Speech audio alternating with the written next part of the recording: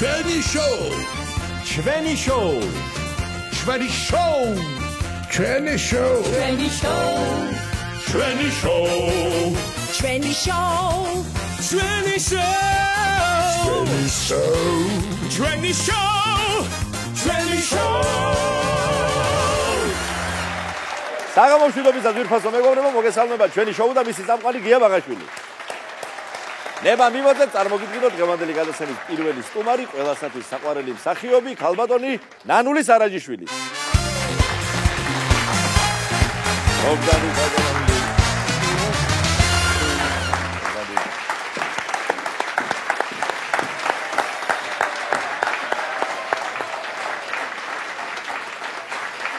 მოგესალმები ძვირფასო ქალბატონო ნანული და მიხარია რომ მაქვს საშუალება დღეს იმას მისდულ და ოდნავი დაგვიანებით, მაგრამ ეს ისეთი ტიტულია რომ ამას დრო არ აქვს, არის სამუდამო და არის მართლაც აი განსაკუთრებული ნიშნით გამორჩეული. ეს არის თბილისის საპატიო მოქალაქეობა და გილოცავ დღეს აგირჩიეთ თბილისის საპატიო მოქალაქეს და ასევე ყველას გაუხარდა აი ეს ამბავი.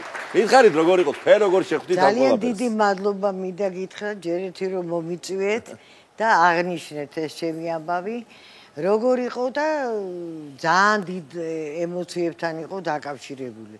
არც ერთ ჯილდოზე მე ბრეჟნევივით ავარ მეთქი დავალაგე ხა ჯილდოები ჩამოვარი ესე დავდე იმაზე მაგიდაზე და ასეთი ემოცია და ესეთი გახარება და ესეთი სიხარული არ მქონია. ეხა რასაც დაკავშირებით ჯერ მიმალავდნენ.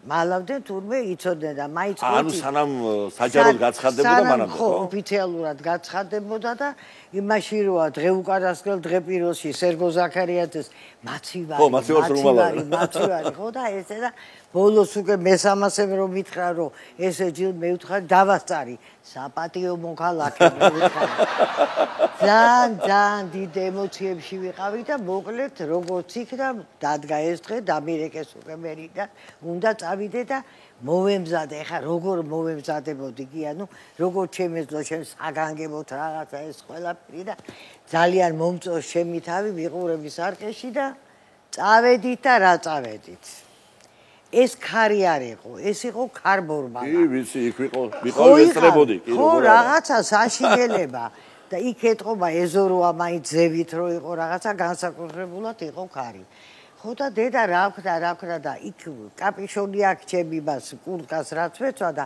მაგიდასა რო ვიჯექით ეს ქონდა წამოხურული და ეხა იმდენად ის იყო რომ გამოაცხადეთ ეხა სცენაზე ძველი ბიჭივით ხო არა ვიდოდი ეხა კაპიშონ წამოხურული და ეს გადავიხადე და რო წავიდა ეს ჩემი თმები ესე რო დადგა რომ ნახე მე ტელევიზორში კი რაღაც გაგვი ასე მიდგას თმები მამალი ხო და ძალიან კმაყოფილი ძალიან ბედნიერი სამაგიეროდ შეგაწყვეტინებთ ერთი წამით მახსოვს რომ აი ესე ცხვიტად აირბინეთ 20 წლის გოგოსავით მინდა გითხრათ შესაშური შემართებით იქ კიბეები რო იყო ხო ძალიან სწრაფად აირბინეთ მინდა გითხრათ ენერგიულად იცი რატო ავირბინე ჩემოგია შემეშინდა არ გადაიფიქრონ მეთქი და სასაკოთ ავირბინე არ გადაიფიქრონ მეთქი არა მაგთვალე არიან ჩქარ ავირბინე ყველა მეკითხებოდა კაცო რატო აირბინეო ჩქარ გამოდიო მე ვთხარი შემეშინდა ვაი თუ გადაიფიქრონ მეთქი მოკლედ ესე დავიჭირეს დიდი გასაღები და წამოვედი და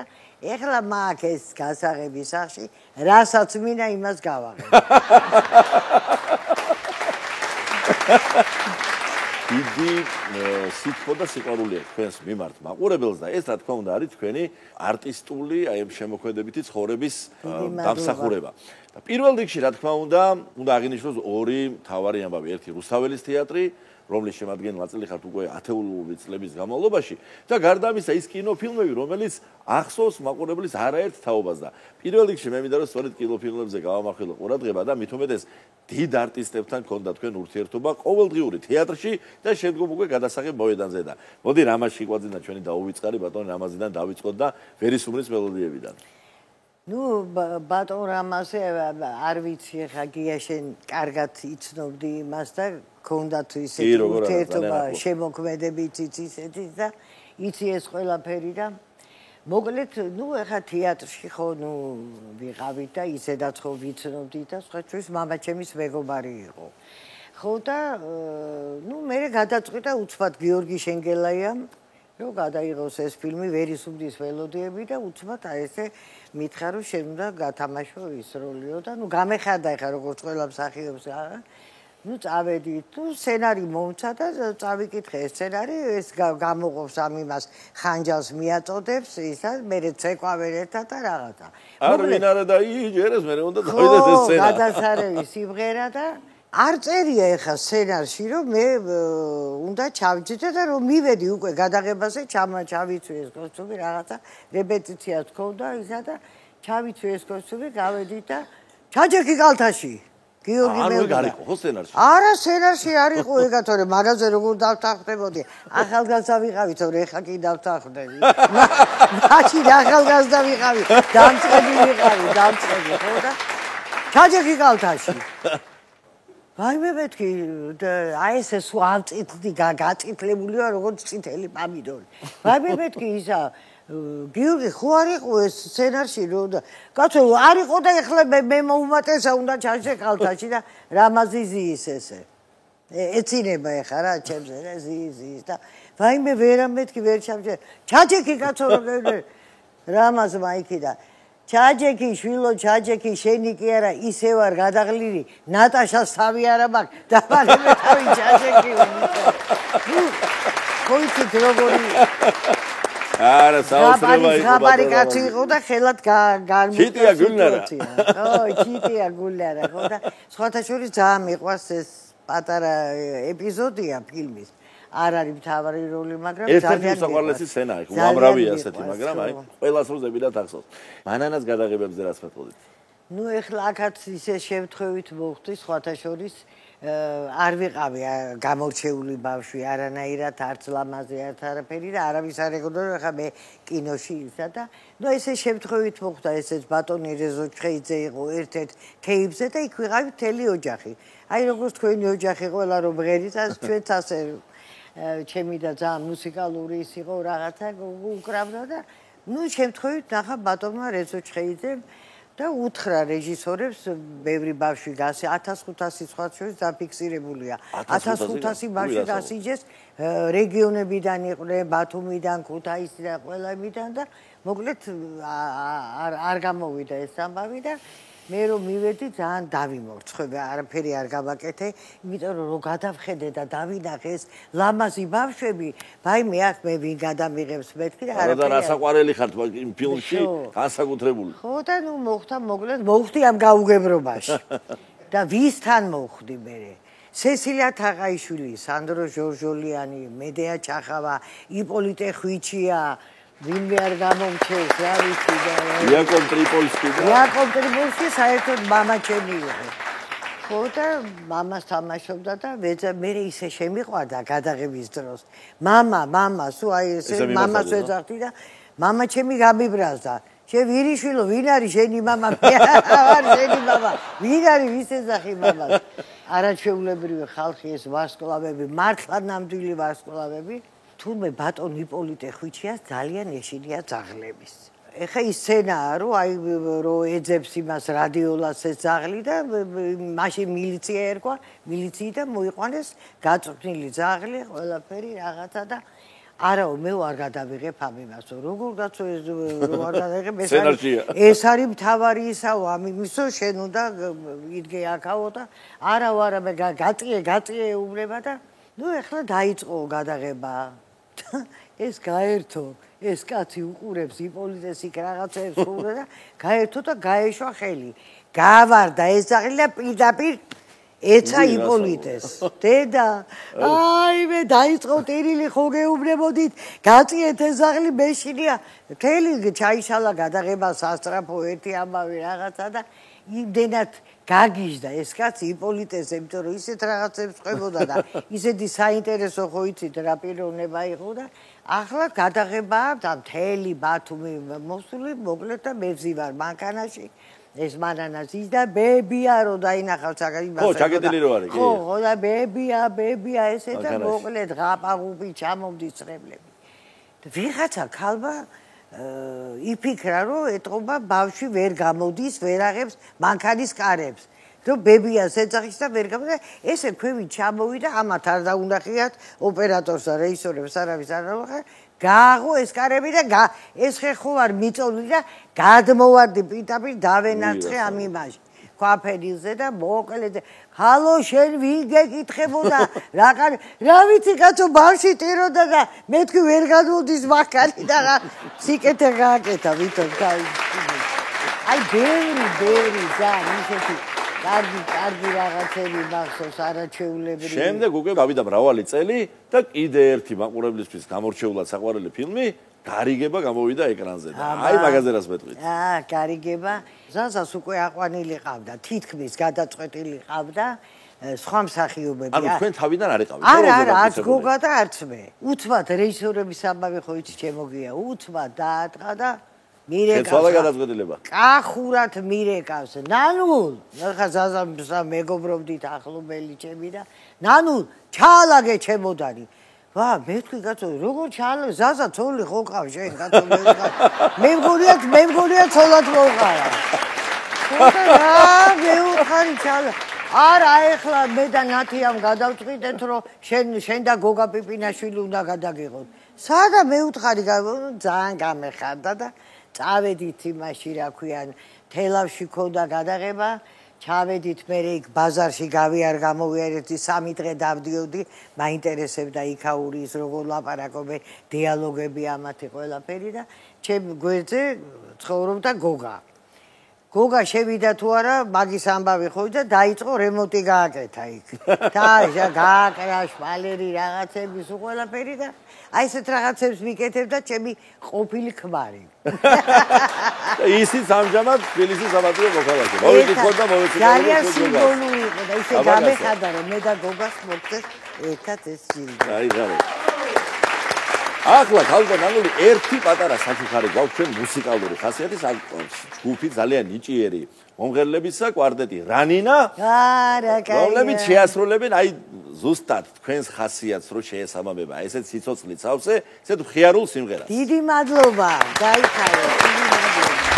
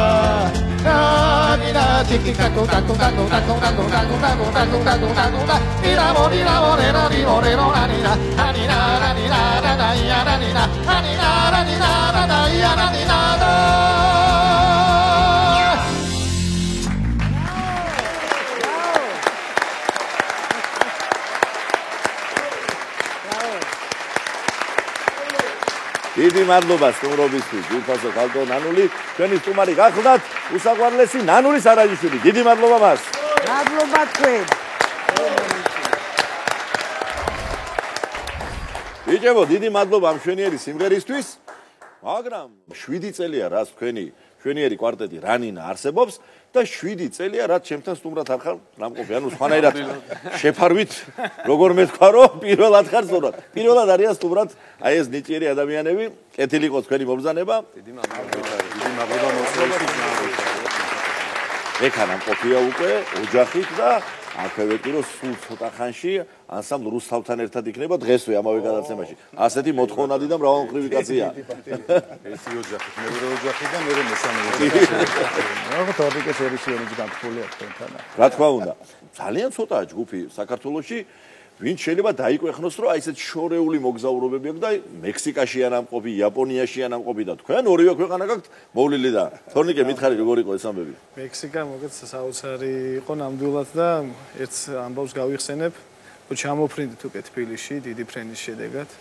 ძალიან დაღლილები გამოვდივართ და რაღაცნაირად ერთსული გვაქვს ოჯახებისკენ გავიწიოთ და გამოსასვლელში აი ბოლო კარი რო იღება ესე და რა გამოდის ქალბატონი თანამშრომელი გას და უკასაო თუ შეიძლება გაგაჩერებთო და გაგვწია გვერდზე და გავიწიეთ საიდან ჩავბზანდით და ცოტა დავიბენი რა და უცბად რაც მომახსენდა მე საიდანაც ქართველები არ ბრუნდებიან მეთქი და მაგაზე ისეთ სახემი იყო რომ საიდან ჩამოვედი მეთქი მექსიკიდან ჩამოვედი და მაშინ ას უნახია აღარს უნახია არაფერი მიბზანდით იმიტომ რომ მართლა იშვიათი იყო ქართველი წასული იყო მექსიკაში და დაბრუნებული იყო ეს მექსიკაში ვიცი რომ წარმატებით გამოხედე და ეს არც არის გასაკვირი იმიტომ რომ ჯერდი თქვენ შესანიშნავად ვღერით და თან იქ მრავალხმიანობა უყვართ და ძალიან კარგად იღებენ ხოლმე ქართულ სიმღერას მაგრამ იაპონიის ამბავი მითხარით როგორ იყო იაპონიაში სამწუხაროდ იმდენი ხნით არ ვიყავით და ვიყავით სულ რაღაც 5 დღით ხო დავასტუკეთ და აი 5 დღიდან 5-ვე დღე ქონდა ფრენა და აქედან 2 დღე იაპონიაში ვიყავ.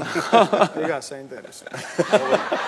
ყველაზე თავარი ის არის რომ წელიწადში ერთხელ ამოდის ხოლმე ის ვულკანი და მანდამაინც იმ დროს მოგვიწია ჩასვლა რომ ვულკანი ამოიქვა და ამის ევაკუაცია მოგვიწია და მაგრამ ჩატარდა მაინც გრილოსთან ახლოს არის ეგ ამბავი და ვულკანს ქვია საკურა ჯიმა. ამოი როგორც კი ჩავიდა შეგენაცვალეო და ამოი. ჩობლიურ გარემოში იგზები ხო დავი? ჩავიდა და ამოხეთკა. იმისე მომაბონეთ ბატონო მომაბონეთ. წარმატებით ჩაატარეთ თქვენ ტურნე დასავლეთ საქართველოში, რომელიც მიძღვნილი იყო დიდი მაესტროს ჯანსუღ კახიძის დაბადებიდან 90 წლის თავისადმი და თქვენთან ერთად ვისარგებლებ შემთხვევით და კიდევ ერთხელ დიდი მადლობა ჯანსუღ კახიძეს, მის შესანიშნავ ოჯახს, ვატო კახიძეს, დიდებულ დინასტიას, რომელსაც ამხელა დამსახურება ქართული კულტურის წინაშე. როგორც ვიცი, თქვენ კონცერტები ხონდა სამტრედიაში, ბაღდადში, ზუგდიდსა და ოზურგეთში, ხო? და ეს ახლა ლოტოტრონით შეარჩიეთ თუ თქვენი დაბადების ადგილის მიხედვით, იმიტომ რომ ძირითადად დაბადების ადგილი და ცოლის დაბადების ადგილები მათ შორის. იმიტომ რომ ბაკი ჩვენი არ იყო, ეს რა თქმა უნდა ხუმრობით და ბუნებრივია ჩავრთეთ ჩვენი მეუღლეებიც, ოზურგეთელი მეუღლე, ზუგდიდელი მეუღლე, თან ზუგდიდის სამშობლო, სამტრედია სამშობლო და აშენდა ქვეყანა. თორნიკერად გამოდოვეთ დასაბა.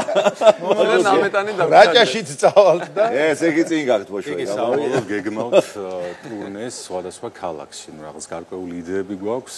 საფასო წლის ბოლომდე იდეები გეგმაზე და შემდეგ მნიშვნელოვან წარმატებებზე, რომელზეც ფაქტობრივად ჩვენი ძვირფასი მეგობრები და კომპოზიტორები გვირდებიან, რომ გავანებივრებთ ჩვენს მაყურებლებს და სმენელებს. სანამ ახალ კომპოზიციებს და სიმღერებს შემოგაშველებენ კომპოზიტორები, მანამდე თქვენ ძალიან ლამაზად გაქვთ დაკომპლექტებული თქვენი რეპერტუარი 60-70-იანი წლების ეგრეთ წოდებული რეტრო ჰიტები და ძალიან სწორი გათვლა, იმიტომ რომ უფროსი თაობის ადამიანი რო ისმენს თან სიმღერას იაპონეს, რომელიც მისთვის საყვარელი და ნაცნობია და თან ახალგაზრდობის წლები ახსენდება და ორმხრივად ასე ვთქვათ სასიამოვნოა მისთვის. რაც შეეხება ერთ საინტერესო ამბავს, გავცელდა ვიდეო, რომელიც მეც ვნახე და უამრავმა ადამიანმა, სადაც თქვენ გიორგი მამარდაშვილთან ერთად ჩვენს მართლაც საამაყო გასთან, საქართველოს ნაკრების მეკარესთან და ლივერპულის მეკარესთან შემობატონო იმავდროულად ხართ გადაღებული. ვიცი რომ დამეგობრდით კიდეც და ერთი კითხვა მაქვს. ვნახე თქვენი ფოტო, აი ესე ზებრაზე გადაღებული ბიტლზების სტილში და ეს მამარდაშვილის ხათრით გადაიღეთ, ვინაიდან ის ლივერპულშია და ბიტლზის ლივერპულის როგორ იყო ფოტოს ისტორია? მამარდაშვილის ხათრით, თუმცა იაპონიაში გადაიღეთ. იაპონიაში გადაიღეთ. შიგუიას სიახლოვეს მოკლედ. შიგუია ეს გარეკახურის ილი. პირველი სიმღერა შესანიშნავი იყო, მაგრამ მე ძალიან მიყვარს თქვენი აი სასიმღერო რეპერტუარი, რომელიც გიტარის აკომპანიმენტით არის წარმოდგენილი და მინდა ვთხოვო ეხლა ჩემს ტექნიკურ ჯგუფს, რომ შემოგვაწოდოს გიტარა, საბა მოიმარჯვეს შენ გენაცვლელი და მიკროფონებითაც მოგვამარაგებენ, რომელ სიმღერას შევასრულებთ ამ შემთხვევაში გიტარის სახელებით, შემოწოდოთ. შევასრულებთ ეხლა გოგი ცაბაძის არაჩვეულებრივ რეტრო სიმღერას, რომელიც ახსენე. პატარა ბალადა. აბა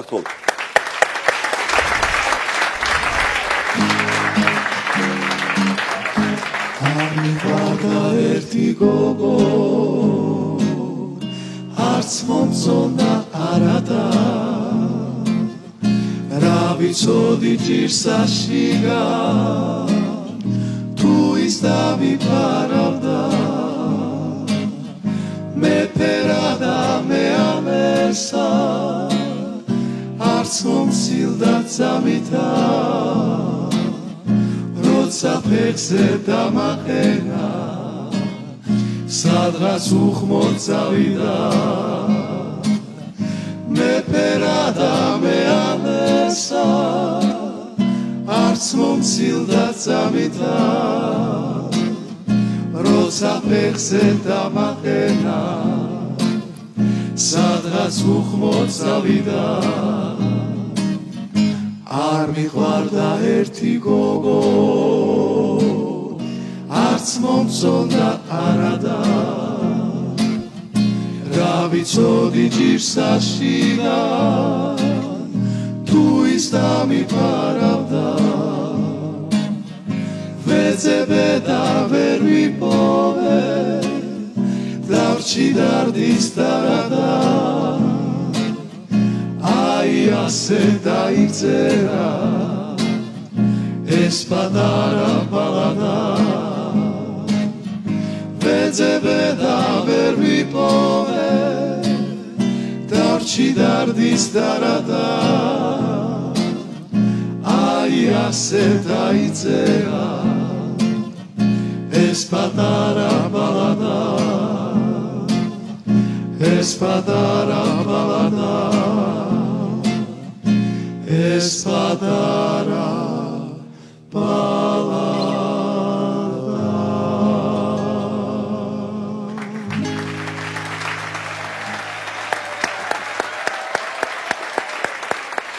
დიდი მადლობა სტუმრობისთვის კვარტეტს რანინა წარმატებები უსურვოთ მას დიდი მადლობა ჩემო მომგზავნებისთვის და შენ ბექას სულ ცოტა ხანში რამდენიმე წამში გიხილავს მაყურებელი უკვე ანსამბლ რუსთავთან ერთად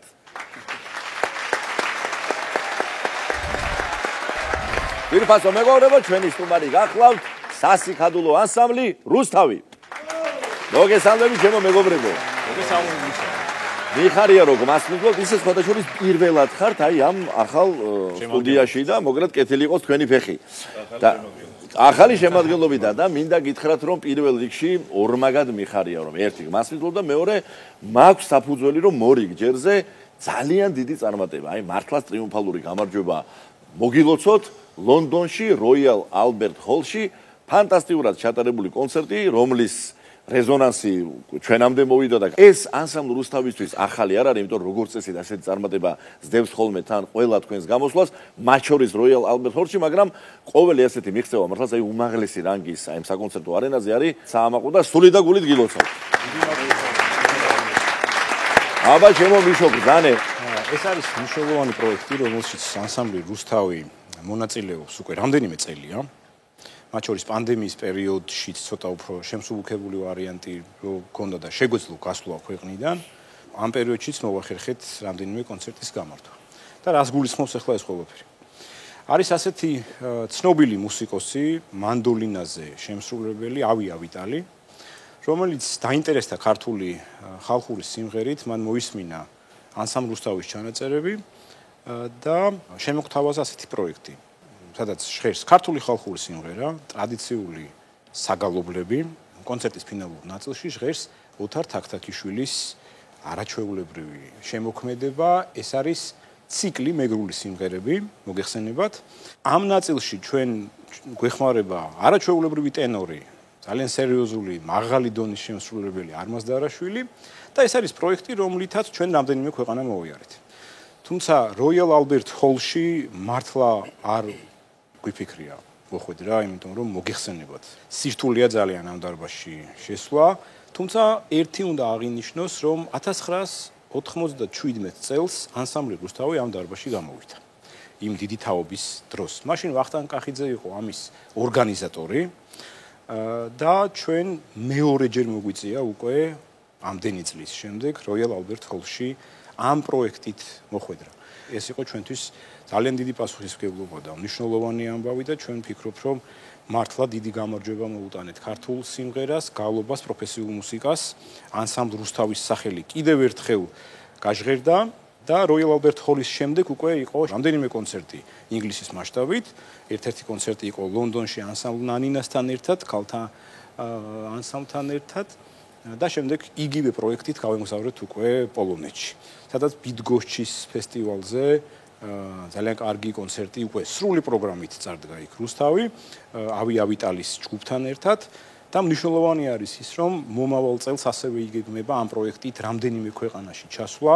ეს არის ჩინეთი, მაკაო, ეს არის ჰონკონგი, ასევე ამერიკის შეერთებულ შტატებში. ავიტალი ფაქტიურად არის მუსიკოსი, რომელსაც მთელი წლები აქვს დაგეგმილი. და მას აქვს კიდე სხვა პროგრამა, მაგრამ ყოველთვის აღინიშნება მისგანაც, მისი მუსიკოსებისგან და ჩვენგანაც, რომ როცა რუსთავი მონაწილეობს ამ პროექტში, არის ერთ-ერთი განსაკუთრებული პერიოდი მუსიკოსებისთვის და ვფიქრობ, რომ ეს არის როგორც ქართული დიდებული ანსამბლის რუსთავის გამარჯვება, ასევე ქართული კულტურის დიდი გამარჯვება. ძალიან მიხარია, რომ ყველაფერმა ასე გამორჩეულად ჩაიარა და რა თქმა უნდა ვახსენებ პირველში ბატონი ანზორ ერქომაიშვილი და წელს ბატონი ანზორის საიუბილეო წელია, 85 წელი შეუსრულდებოდა მას. საოცრად რომ გვაკლია ჩვენ მთელ ქართულ საზოგადოებას და გამორჩეულად კი ქართულ ხალხურ შემოქმედებას. რა სასიხარულოა რომ აი ანსამბლი სადაც მას სული და გული ჩადოდა მართლა მთელი ისტორია შექმნა და მთელი მსოფლიო ასეთი ტრიუმფით შემოიარა. დღეს ასევე სასახელო ნაბიჯებს გავს და ეს აი ორმაგად ამაღელვებელია. აბა ჩემო მეგობრებო, ამ სერიოზულ მხარეებთან ერთად კიდე ვიცი რომ 1000 საინტერესო ამბები ქონდა და ჩემო დავით, ჩვენგან მინდა რომ დავიწყო. დიდი სიამოვნებით. მინდა პირველ რიგში მადლობა გადაგიხადო ჩემო გია, რომ აი ამ ახალი შემადგენლობით შენთან ვართ ამ შესანიშნავ გადაცემაში. ხშირად ვარ შენთან აპყოფი, მაგრამ ეხლა უკვე ჩემს კოლეგებთან, მეგობრებთან, ახალგაზრდებთან ერთად, რომლის იმედიც მე ძალიან დიდი მაქვს, რომ ესენი რუსთავის თამასას არავითარ შემთხვევაში დაბლა არ დაუშვებენ და ყოველთვის ის ტრიუმფი, რომელიც ჩვენ განვიცადეთ ეხლა ლონდონში, იქნება ამათვის არაერთჯერადი, არამედ მრავალჯერადი ცხოვრების განმავლობაში და მთელი ცხოვრება წინა აქვთ ამათ და ის რაც მე გამოვიარე 40 წლის განმავლობაში ანსამბლ რუსთავში, მინდა რომ მათაც უსურვო ეს წარმატებები, რომელიც აი მე მიგემია იმ დიდ თაობასთან ერთად, რომლებიც დამხვდნენ ანსამბლში რომ მოვედი. ეხლა მინდა ერთი პატარა კურიოზი მოგიყვეთ, რომელიც ჩვენ ესე ვთქვათ, აი მე აგერ გიორგისთან ერთად ვზივარ და კირილეს ვეძახით ხოლმე, ხო? თქვენ კარგად იცით, ეხლა კირილე ხო და როცა ერთად ვართ ხოლმე, აი კირილე გველეისონი მოდის. კირილე და კირილე გველეისონი და ეხლა აი მასთან არის დაკავშირებული ზუსტად ეს კურიოზი და იმიტომ ვახსენე ეხლა ეს დუეტი. მოდივართ ესე იგი ლონდონის აეროპორტში და ნუ აი სულ ყველა ვართ ნახევრად ძინარეები რა ესე თქვა და ჩვენ გვაცილებს კირილეს ერთი ძალიან კარგი მეგობარი აკაკი ქევხიშვილი რომელიც აი საოცრად გადაყვა თან რაც შეეძლო ყველაფერი გააკეთა იქ და უჭირავს კირილეს ფანდური ხელში რომელზეც ჩვენ ვასრულებთ მიშო ასრულებდა იმას თუ ასე ტურფა იყავის და ავიტალთან ერთად რა თქმა უნდა ხო და უჭირავს ხელში და ბოლომდე დაიჭირა ხელში ამას აავიწარის ფანდური და გამოერთმია და მოდი წამოდით პოლონეთში და ფანდური აღარა გვაქვს. დავჯექით ავტობუსში და ეს ფანდური აღმოჩნდა რომ აღარა გვაქვს და აბა ჩქარა უთხრათ ავიტალის რომ ეს ესეთი სიტუაციაა და ავიტალი მეგრე გამონახა გამოსავალი არა უშავსო მანდოლინაზე შევასრულებო და გადაუგზავნეთ მოკლედ ეს რა ქვია ჩანაწერი იქვე ნოტებში გადაწერა თვითონ რაღაც მოკლედ აი ეს და ბოლოს ისე მოხდა რომ შესანიშნავად ეს პერფორმანსი შესრულდა სრულიად ახლებური ჟღერადობით ანზორ ერქომაიშვილის თუ ასე ტურფა იყავი მიშომ შეასრულა ავიტალის მანდოლინის აკომპანიმენტით ალბერტ ჰოლიდან პოლონეთის კონცერტამდე შუალედში აი მიშომაც ახსენა სხვა აქტივობებიც ჰქონდა რომელიც არ იყო კომერციული სახის რა და ამიტომ ერთ-ერთ პატარა ქალაქში ესე ჰეისტინგსი ქვია სხვადასხვა ადგილებში მოგვიწია დარჩენა და მე და გედის ჩვენს უსაყვარლეს კაცს მოგვიწია ერთ ოჯახში დარჩენა, ესე 70 წლის ცოლ-ქმარი არიან, მაგრამ რო ეთყობა რომ დაახლოებით აი მაქსიმუმ 20 წლის წინ ძალიან ბოჰემურ ცხოვრებას რო ეწეოდნენ და რაღაცა. ეხლა გავშინაურდით და იქაური კონცერტი რომ მორჩა, ხო, იქაური კონცერტი რომ მორჩა, ასე ვთქვათ, იქვე დარბაზთან მოხდა რა ეს მეორე რაუნდი გაგრძელება. მაგრამ ეხა არ მინდა ვინმე დავაკნინო, ძალიან დიდი პატივი ვიქცეს, მაგრამ ქართველებმა ხო ცოტა სხვანაირად ვიცით და რო დაუბრუნდით სახლში ეს რო გაკლია რა, კიდე რო გინდა გაგრძელება და ამათ ვეუბნები გამოიტანეთ სასმელი ერთ სადღეგრძელო უნდა დავლიოთქო რა. დაულოცე მე ვუთხარი თქვენ ოჯახს მინდა მიუწმა ეს სადღეგრძელო მეთქი დავლოცე მაგრა და ბოლოს არ ვიცი ეხლა ქართულად ვერ ვიციტირებ პავლე მოციქულის სიტყვები გამახსენდა სამოციქულოდან სადაც ცოლ-ქმარზე საუბრობს და ესეც რო უთხარი და ნუ გაგიჟდნენ ცრემლები წამოუვიდათ და ნუ ეხლა იმ დღეს დავიშალეთ და მეორე დღეს ვიღვიძებთ უნდა წაგვიყვანონ დანიშნულების ადგილზე და რამდენიმე ორი რელიგიური კუთხის კითხვა დამისვეს რა და გონი მოვაბრუნე წმენის მოაქციე ხო?